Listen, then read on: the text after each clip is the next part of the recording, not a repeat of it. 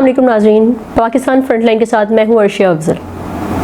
नाज़रीन, जैसा कि आप जानते हैं कि दहशतगर्दी के ख़िलाफ़ जंग में पाकिस्तान हमेशा से अपना मुस्बत किरदार अदा करता रहा है, लेकिन उसके बावजूद हमने ये देखा कि ओवर द ईयर्स पाकिस्तान हमेशा जब जब अमन की और उसकी बात आती है, पाकिस्तान का वो मुस्बत पहलू दिखाया नहीं जाता दुनिया को। पाकिस्तान हमेशा एक सवालिया निशान के तौर पर दुनिया में रहता है कि जैसे दहशतगर्दी यहीं से इनिशिएट की जा रही है, जबकि पूरी दुनिया इस बात को जानती भी है कि पाकिस्तान में जितनी दहशतगर्दी की जा रही होती है वो रॉ और इंडिया, मोदी सरकार उसके पीछे शामिल होती है। लेकिन इवन देन इंटरनेशनल फोरम्स पे कभी इस बात को इस तरीके से उठाया नहीं जाता जिस तरीके से पाकिस्तान के खिलाफ चीज़ों को उठाया जा रहा होता है। इसी सिलसिले में आज के प्रोग्राम में हम अपनी गुफ्तगू करेंगे। हमारे साथ हमारे गेस्ट मौजूद हैं, कैप्टन रिटायर्ड अदीबुज़्ज़मा सफ़ी साहब, मायनास एनालिस्ट हैं और बहुत बेहतरीन तज्ज़िया करते हैं। अदीबुज़्ज़मा सफ़ी साहब से बात करेंगे इसी सिलसिले में। अस्सलाम वालेकुम सर। वालेकुम सलाम, बहुत शुक्रिया सर। जैसे कि अभी हमारा प्रोग्राम का डिस्कशन स्टार्ट हुआ कि जिस तरीके से पाकिस्तान का हमेशा से मोदी सरकार की एक स्ट्रैटेजी रही है कि पाकिस्तान का अमन सबोताज करे, ये चीज़ हम देख रहे हैं। और अब हम क्योंकि ये चीज़ भी हमारे सामने आ रही है, एक बिल्कुल क्लियर कट बात है कि जिस तरीके से उनके स्लिपर सेल्स एक्टिव हुए में, आपने पाकिस्तान स्टॉक एक्सचेंज के हमले वाली सिचुएशन देखी, समहाउ हमने उसको कवर अप कर लिया, बहुत अच्छे तरीके से कवर अप कर लिया। लेकिन बहरहाल ये चीज़ तो सामने आ गई ना कि वो पीछे लगे हुए हैं। इसी तरीके से और भी जो है वो वक्तन फ़वक्तन सुनने में आ रही होती हैं चीज़ें। तो क्यों हमारी ऑब्वियसली वी ऑल नो कि हमारी अपनी जो एजेंसीज़ हैं वो इनके अगेंस्ट काम कर रही हैं, लेकिन फिर भी वो इतने सक्सेसफुल कैसे हो जाते हैं? जी, बहुत शुक्रिया। बिस्मिल्लाहिर्रहमानिर्रहीम। जैसा कि आपने इंट्रोडक्शन में कहा कि पाकिस्तान एक फ्रंट लाइन स्टेट था, टेररिस्ट के जंग में हिस्सा बन गया, आप फ्रंट लाइन स्टेट थे और उसके काफ़ी नुकसान भी बर्दाश्त किए। लेकिन फिर भी इंटरनेशनल एरिना में पाकिस्तान की जो इमेज है उसमें कोई खातिर खा तब्दीली नहीं आती। और उसकी वजह सिर्फ एक है, वो ये कि दो बड़े बल्कि तीन जो दुनिया के बड़े दहशतगर्द मुल्क हैं, इंडिया, यूनाइटेड स्टेट्स और इज़राइल, ये तीनों मुल्क अगर दुनिया में ना हो तो दहशतगर्दी ख़त्म हो जाएगी। एनीवेयर इन द वर्ल्ड जहाँ भी दहशतगर्दी हो रही है उसके पीछे CIA है, उसके पीछे रॉ है। अगर दुनिया में किसी चीज़, अगर पाकिस्तान के इलाके में तो रॉ है, CIA पैलेस्टाइन में है और इसी तरीके से अफ़गानिस्तान में NDS वाला है। तो ये चीज़ें जो है ये ख़त्म नहीं होंगी क्योंकि ये तीनों मुल्क जो याद किए जो उनके इंटरेस्ट को थ्रेट करेगा उसके ख़िलाफ़ मुख्तलिफ कार्रवाई करते रहेंगे। वो पिछले चंद महीनों से बल्कि साल भी हो गया था, एक खामोशी आ गई थी। आर्मी ने और एजेंसीज ने मिल के बहुत ईमानदारी के साथ, एक कंसंट्रेशन के साथ एंटी स्टेट एलिमेंट्स को हैंडल किया और दहशतगर्दी ख़त्म हो गई ऑलमोस्ट। लेकिन जैसा कि आपने इंट्रो में कहा था, रॉ के स्लीपर सेल्स मौजूद हैं। हमारे पास अभी तक जिंदा बैठा हुआ है वो कमांडर गुलबचन यादव, जो कि इंडिया का टेररिस्ट हमने पकड़ा हुआ है। उसके बावजूद इंडिया वालों को कोई नहीं कहता कि भैया हमारे पास तो सबूत मौजूद है, ये काम करवाता था, लेकिन फिर भी बिल्कुल। मैं इसी सवाल पे आपसे आना चाहूँगी कि अभी आपने बात की कि 3 स्टेट्स हमारे पास ऐसी हैं, इजराइल, इंडिया और US। अगर ये ना हो तो अमन हो पूरी दुनिया में, तो FATF का क्या काम है यहाँ पे? FATF जब पाकिस्तान के कोई इस तरह की बात आती है पाकिस्तान के अगेंस्ट, तो वो तो बहुत बढ़ चढ़ के बोलता है, मतलब हमारी इकोनॉमी डाउन करवा दी FATF ने। FATF हो, यूनाइटेड नेशंस की कोई भी ब्रांच हो, ह्यूमन राइट्स की कोई भी हो, ये सब अमेरिका के इशारों पे काम करते हैं क्योंकि अमेरिका उनको फंड करता है। ठीक है, उनकी फंडिंग अभी जो पेंडेमिक जो शुरू हुआ कोरोना का, इसमें WHO के से नाराज़गी हो गई है अमेरिका की, तो उन्होंने उसके फंड बंद करने को कहा। वो सब के सब हिल गए कि भाई ये क्या बात। सो चूँकि इन तमाम रेड क्रॉस को ले लीजिए, जो भी इस तरह के इदारे हैं, इनकी फंडिंग अमेरिका करता है, तो जब उनकी फंडिंग करता है तो फिर उन्हीं के इशारों पे वो काम करते हैं। FATF को क्या नज़र नहीं आ रहा कि हमारे पास एक जिंदा जान एक टेररिस्ट हमने पकड़ के बैठा हुआ है और ये इंडिया से इसका ताल्लुक़ है।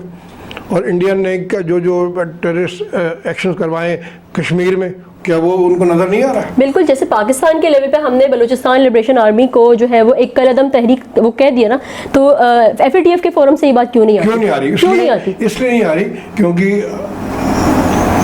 अमेरिका को इस वक्त इंडिया की ज़रूरत है, और जब से उन्होंने स्ट्रेटेजिक पार्टनरशिप का ऐलान किया तो दे डोंट वांट कि किसी भी तरीके से कोई भी बात इंडिया के ख़िलाफ़ की जाए, और वो उनको सपोर्ट दे रहे हैं। हालांकि मेरा अपना तज़किया ये है कि इस दफ़ा चाइना के साथ जो उन्होंने किया वो अलग पूरा इशू है, लेकिन मेरा ख्याल ये कि मोदी साहब ने ज़रा he has taken a bigger bite that he can chew. निवाला फंस गया मुंह में, ना चबा सकते हैं ना खा सकते हैं, क्योंकि अमेरिका ने भी साफ कह दिया, देखो China is not a small country, China is a super power. बिल्कुल ऐसे। तो चाइना के साथ अगर आप इस किस्म की बात करेंगे तो वो तो आपको जवाब देगा। तो इसीलिए समझने की बात यह है कि अमेरिकन्स अपनी जो उनके इंटरेस्ट हैं वर्ल्ड ओवर वो प्रोटेक्ट करेंगे, और इसमें कोई गलत बात नहीं है। Every country basically international relations का जो बुनियाद है वो यही है कि you have to protect your national interest. जो भी आपके नेशनल इंटरेस्ट के खिलाफ काम करेगा वो आपके लिए काबिल कबूल नहीं है। तो हम लोग बहैसियत nation we are not, we are nuclear power. जैसे मैं पहले भी आपके प्रोग्राम में कह चुका हूँ, Pakistan is a very very powerful country, very powerful country, जिसकी वजह से सबको परेशानी होती है। The only problem is that we had a corrupt leadership, जिनको उन्होंने मैनिपुलेट करते रहे, पहले अपनी मर्जी से करते रहे। वो नवाज शरीफ था, योर मोस्ट ओबीडियंट सर्वेंट थे मोदी साहब के, तो वो जैसा चल रहा था उसी तरीके से अमेरिका को भी एक कबूल था कि हाँ भाई वो जब भी आप जो दिल चाहे हमसे करवा लेंगे। ये लीडरशिप जो आई है ये करप्ट नहीं है, इसका कोई nothing at stake, so they are bit worried and concern about it कि ये क्या हो रहा है। इसीलिए ये जो अटैक हुआ है आपका स्टॉक एक्सचेंज में, स्टॉक एक्सचेंज में 40% जो ओनरशिप है किसकी है? पाकिस्तान स्टॉक एक्सचेंज की 40% ओनरशिप किसकी है? चाइना की है। चाइना की जो और दूसरी कंपनीज हैं उन्होंने इसको अपना इन्वेस्टमेंट की हुई है 40%। चाइना और पाकिस्तान का जो सीपैक चल रहा है is a big threat to the economic condition जो क्रिएट होगी यहाँ पर, उससे अमेरिका को नुकसान पहुँचेगा, उससे इंडिया भी परेशान है। तो इसलिए ये जो स्टॉक एक्सचेंज पे जो था अटैक, अगर आपको याद होगा चाइनीज एम्बेसी पे भी अटैक हुआ था, और वो भी उसी पैटर्न का अच्छा अपार्ट फ्रॉम दैट एक तो चाइनीज एम्बेसी पे जो अटैक हुआ वो उसी पैटर्न पे था, प्लस जो है वो आपका ये पाकिस्तान स्टॉक एक्सचेंज का, और फिर अभी रिसेंटली सुनने में आया एक निजी टीवी चैनल से दिखाया भी गया ये कि मौलाना मुजीबुर रहमान ज़मरानी साहब पे भी जो अटैक हुआ है, उनको जो मर्डर किया गया है वो भी उसी पैटर्न पे किया गया। तो मतलब इतना ज़्यादा स्लिपर सेल एक्टिव हुआ है, तो इसके लिए क्या सिक्योरिटी एजेंसीज क्या ऐसी स्ट्रैटेजी ले रही है कि मतलब बहरहाल रोकथाम तो हम नहीं करनी है ना इधर वे? देखिए हमारे एजेंसीज जो हैं और जो इदारे हैं इससे मुतय्यन, they are all very alert, वो अपना काम करें। जैसे कि आपने देखा कि विद इन नो टाइम उन्होंने स्टॉक एक्सचेंज में कोई नुकसान होने नहीं दिया, और इतना भारी एमिनेशन और सब चीज़ें लेकर आए थे। उनका इरादा बहुत सही था, जैसा कि 2-3 दिन रहेंगे, मारेंगे पीटेंगे, सब यरगबाल बनाएंगे, लेकिन इन्होंने बड़ी जल्दी से उसको विद इन 8 to 10 मिनट्स मारपीट के ख़त्म कर दिया। सर बात सर ये है कि हमें ये चीज़ नज़र आ रही है ना, ईरान कर रहा है, अफगानिस्तान कर रहा है, हमें नज़र आ रहा है, दुनिया को नज़र आ रहा है, तो क्यों दुनिया में बाकी फोरम्स पे ये चीज़ नहीं उठती है? मैं वही अभी भी पहले मैं कह रहा हूँ, आपको पूरे जो खत्ते में जो लोगों के मुल्कों के जो इंटरेस्ट हैं उनको देखना पड़ेगा, और उसके साथ अलाइनमेंट करना पड़ेगी, और उसके अलाइनमेंट के साथ फिर एक्शन लिया जाता है। तो इस वक्त सिर्फ और सिर्फ पाकिस्तान और चाइना का जो कोलैबोरेशन इस लेवल पे पहुंच गया है, उसकी वजह से सबको परेशानी हो रही है, बिकॉज उधर साउथ चाइना सी में उनको प्रॉब्लम हो रही है। ये जो रास्ता है जो चाइना से शुरू होगा और गवादर पे आ रहा है, ये इनके लिए बहुत मुश्किल है, क्योंकि इससे सेंट्रल एशियन रिपब्लिक्स और सारा का सारा जो ट्रेड है, फ्यूचर मुल्क दुनिया का क्या है, ट्रेड वॉर, जिसके पास ट्रेड होगा उसके पास एवरीथिंग। सो चाइना के पास पैसे बहुत हैं, देयर इज नो प्रॉब्लम। तो चाइना वांटेड टू एक्सपैंड अपने ट्रेड फैसिलिटीज़ को, और ये रास्ता उनको बड़ा शॉर्ट पड़ता है। Coming from China to Gwadar सड़कें बन गई, और गवादर जो अरेबियन सी में पोर्ट है, यहाँ से आप फिर दुनिया आपके लिए खुल गई, कहीं भी आप जा सकते हैं। तो वो उनकी जो वन बेल्ट वन रोड का जो इनिशिएटिव है, ये उसी का हिस्सा ही है। तो ये थ्रेट है जिसको अमेरिका को पसंद नहीं है, इंडिया को भी पसंद नहीं है।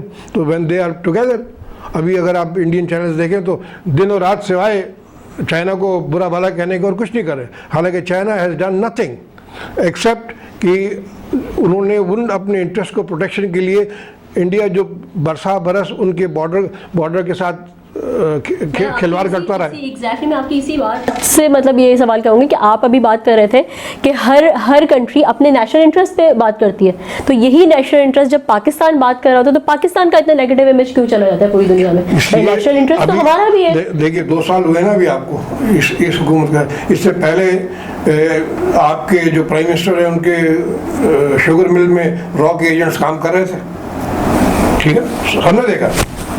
प्राइम मिनिस्टर साहब और मोदी साहब जो आते हैं वो सीधे उनके घर जाते हैं। तो हमें हमारे सरकारी जो इदारे थे जिनका ये फ़र्ज़ बनता है, फॉरेन ऑफिस में तो कोई था ही नहीं, फॉरेन मिनिस्टर कौन था? कोई नहीं था उनके दौर में। तो आपका जो इदारा जो इसको इमेज बनाता है, अगर वो ना फाल ना हो तो इमेज नहीं बनेगा। तो हम लोग तो जानबूझकर हमारे मुल्क ने पिछले 10 सालों में ये 2 साल निकाल के जो 2 हुकूमतें, उसमें फॉरेन इमेज बिल्डिंग का तो कोई काम ही नहीं किया। जो दूसरे चाह रहे थे, अब देखिए ये इसकी यादेव की बात ले लीजिए, जब यादेव को आपने पकड़ा था तो why did Nawaz Sharif accept international court of justice की जुडिक्शन? क्यों एक्सेप्ट किया? क्यों दस्तखत करके भेज दे कि हाँ जी आप वहाँ चले जाएं? उन्होंने उनको एडवाइस किया कि ये करें। क्यों किया भाई? इंटरनेशनल कोर्ट ऑफ जस्टिस का तो बेसिक रूल यही है कि जब तक दोनों ममालिक तय आपस में ये एक्सेप्ट ना करें कि हाँ हम इनकी बात सुनेंगे, उस वक्त तक वो कोर्ट सुन नहीं सकता। आपने क्यों कंसेंट दिया वहाँ पर कि हाँ जी हम इंटरनेशनल कोर्ट में आप ले जाए केस को? जानबूझ के, इसलिए कि यहाँ पर मिलिट्री कोर्ट ने सज़ा दे दी थी, आप वो चीज़ें नहीं चाहते थे, मोदी से आपकी अंडरस्टैंडिंग थी, उन्होंने कहा कि आप दे दी और आज तक वो केस में फंसा हुआ। नहीं तो जब हम नेशनल इंटरेस्ट की बात करते हैं तो हमारे अगर एक डिसीजन हमारे कोर्ट से आ गया है तो क्यों हम उसको वहाँ तक लेके जा रहे हैं? प्राइम मिनिस्टर ने आपने जब कंसेंट दे दिया कि हाँ जी आप इंटरनेशनल कोर्ट ऑफ जस्टिस में आप जाइए, हम जाने को तैयार हैं, तो फिर क्या रह गया? सही है, उस हुकूमत से तो हम एक्सपेक्ट कर ही नहीं सकते ना। अब 2 साल में चीजें 2 साल हो गए, अब आप क्या समझते हैं? देखिए जो यूएन में जो प्राइम मिनिस्टर साहब की स्पीच थी, बेहतरीन स्पीच थी। उस फोरम पे आज तक किसी पाकिस्तानी तो दूर की बात है, किसी मुसलमान लीडर ने इस किस्म से खिताब किए ही नहीं।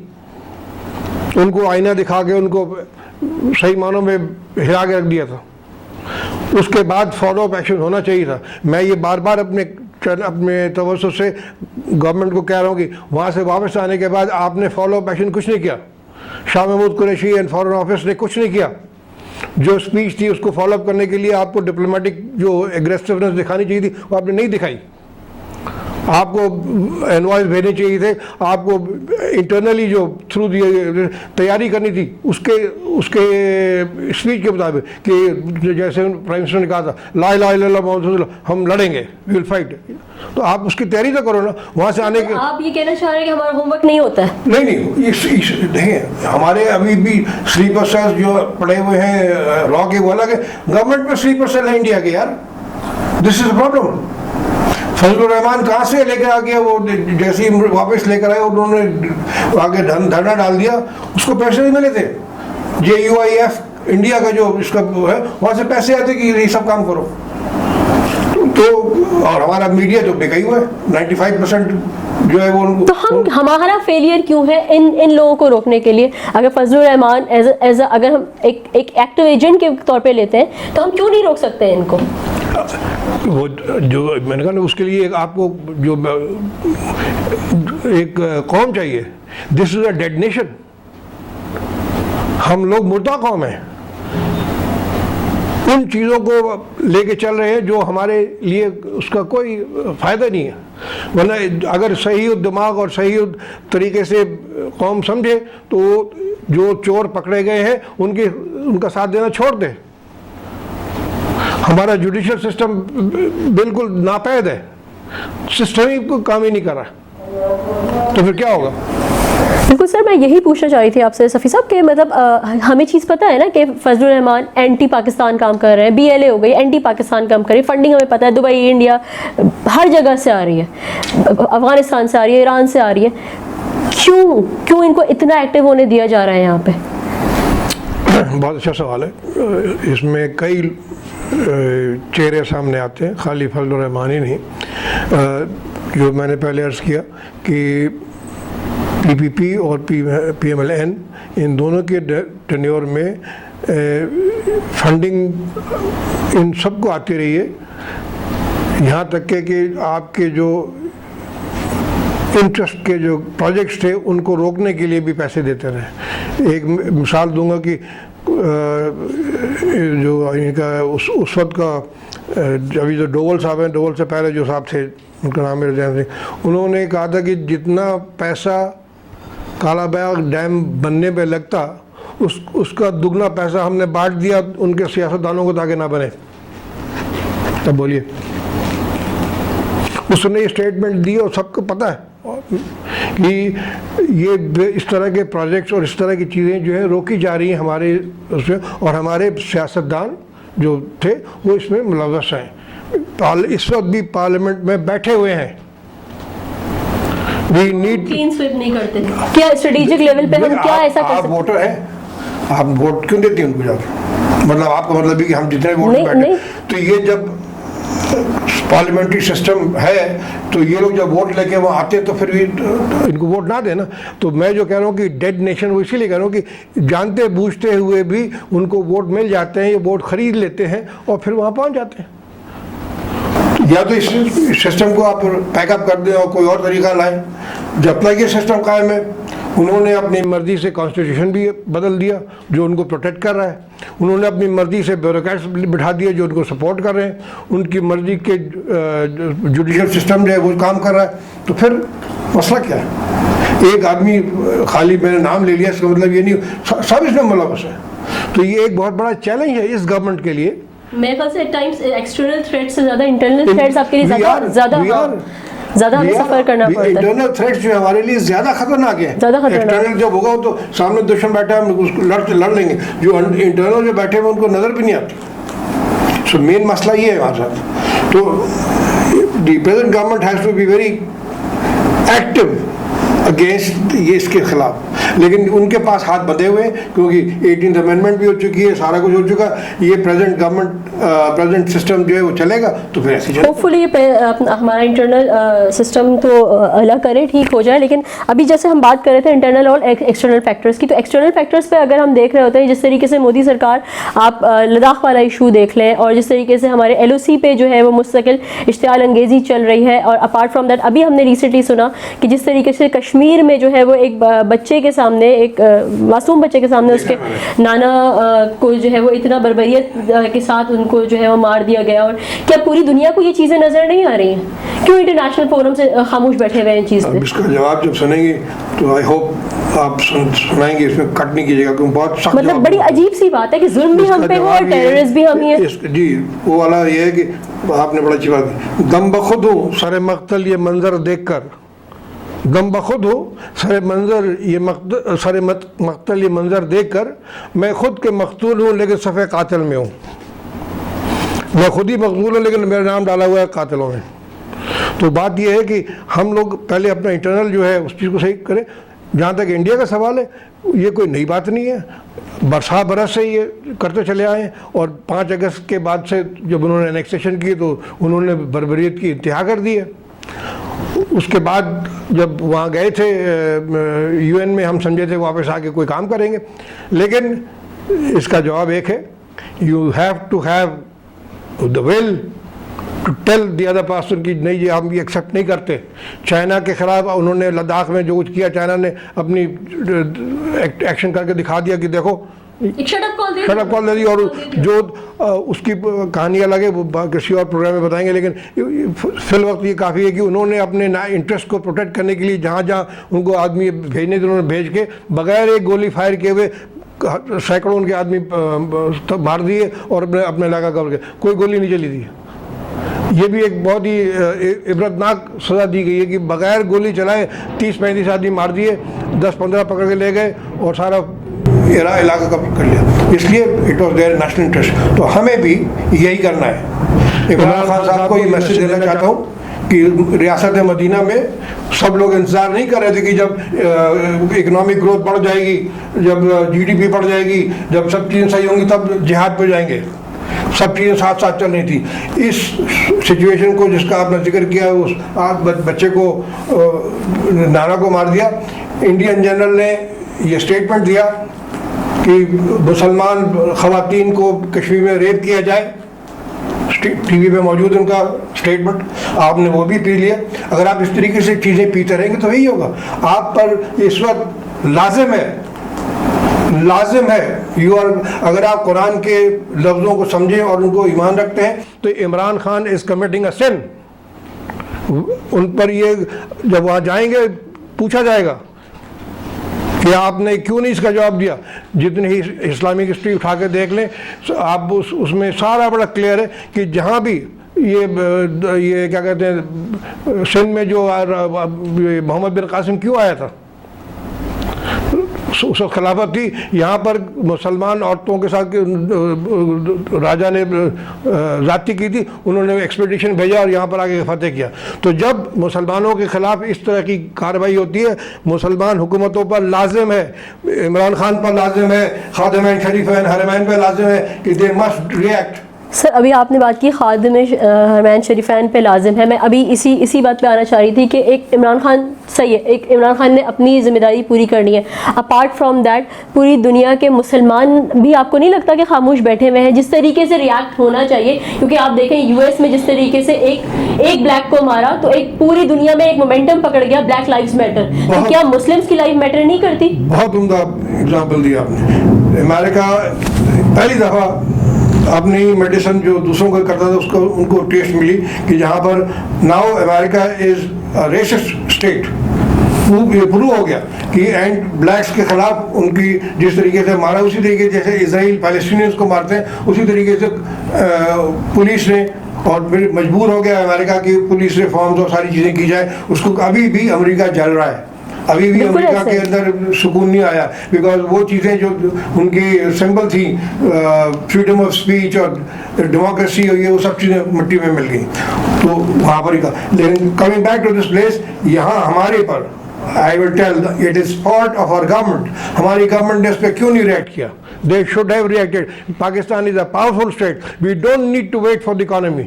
कहीं नहीं लिखा हुआ है कुरान शरीफ में कि जब आपकी इकोनॉमी बेहतर तो आप जिहाद करें। कॉन्सिक्वेंसेस जो है अल्लाह ताला करता है, आप नहीं करते। तो इसलिए it is fault Imran Khan should have moved, chief of army staff should have moved. Sir program के अख्ताम से पहले बस एक सवाल आपसे पूछना चाहूँगी, क्योंकि वैसे तो हम हर प्रोग्राम में बात करते हैं कि मनहासुल कौम हमें किस तरीके से लेकर चलना चाहिए, क्या स्ट्रैटेजीज़ लेनी चाहिए, लेकिन क्योंकि आपका ताल्लुक जो है वो एक्स नेवी के उससे रहा है, तो इस सिलसिले में आपसे सिर्फ ये पूछना चाहूँगी कि क्या आप आर्मी का इस वक्त जो रोल है या हमारी एजेंसीज़ का जो रोल है उससे सेटिस्फाई, और क्या समझते हैं क्या स्ट्रैटेजी इस वक्त ली जा रही है कि जो है वो किस तरीके से हम स्पेशली ये जो स्लीपर सेल्स वाला इशू बहुत ज़्यादा रिएक्टिव हुआ है और LOC वाला, कैसे हम इसको कोप अप करें? जो हालात पैदा हो गए हैं उनमें बड़े क्लियर कट आपके पास फैसले करने का रिक्वायरमेंट आ गया है। You have to be very clear candid, क्योंकि हर फैसले की एक कीमत है। अगर आप फैसला नहीं करेंगे तो उसकी भी कीमत अदा करेंगे।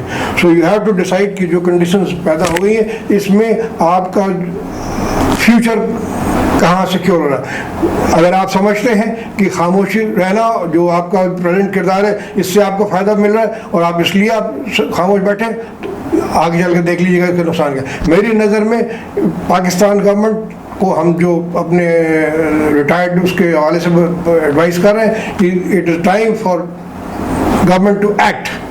आपको कार्रवाई करनी है ताकि एक मैसेज जाए।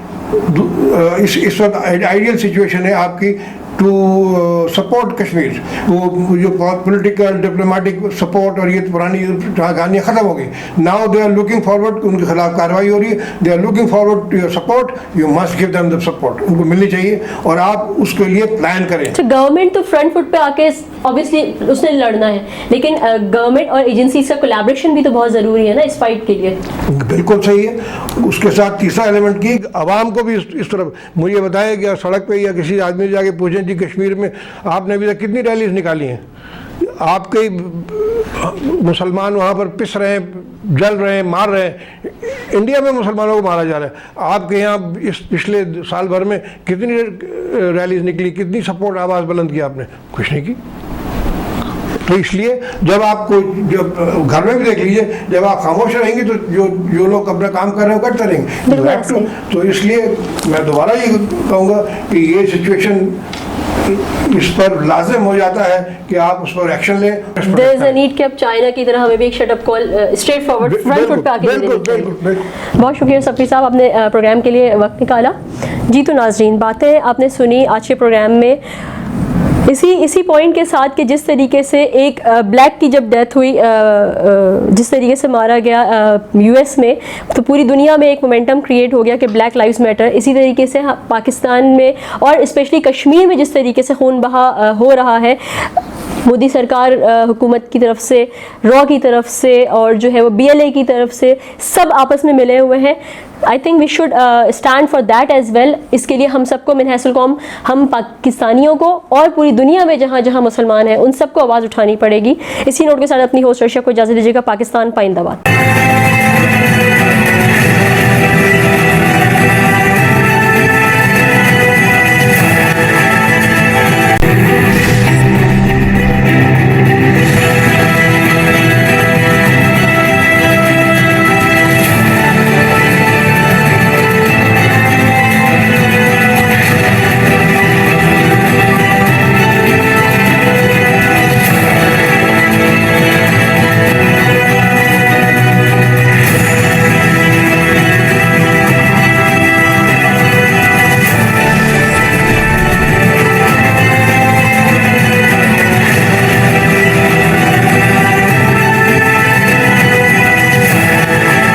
OPTV, आपका अपना चैनल।